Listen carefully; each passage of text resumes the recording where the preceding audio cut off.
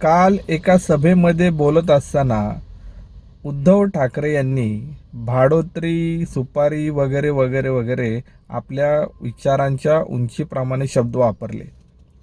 खरं तर उद्धवजी, भाडोत्री म्हणजे काय?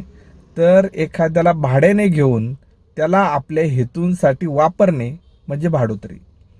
आता मला सांगा की सावरकरांचा अपमान निमूटपणे पाहत बसणारे उद्धव ठाकरे काँग्रेसला आवडत नाही म्हणून आपल्या भाषणाची सुरुवात माझ्या हिंदू भगिनींनो, भावांनो म्हणून न करणारे उद्धव ठाकरे फक्त राजकारणासाठी आणि मतांसाठी आणि काँग्रेसला आवडतं म्हणून मुस्लिमांचा लागून चारण करणारे उद्धव ठाकरे एका बाजूला आणि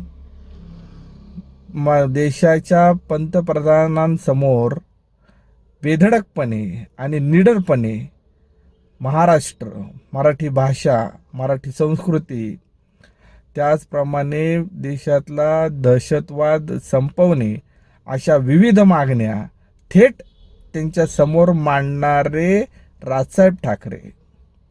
तुलना स्पष्ट आहे. त्यामुळं भाडोत्री कोण आहे हे एकदम सुस्पष्ट आहे.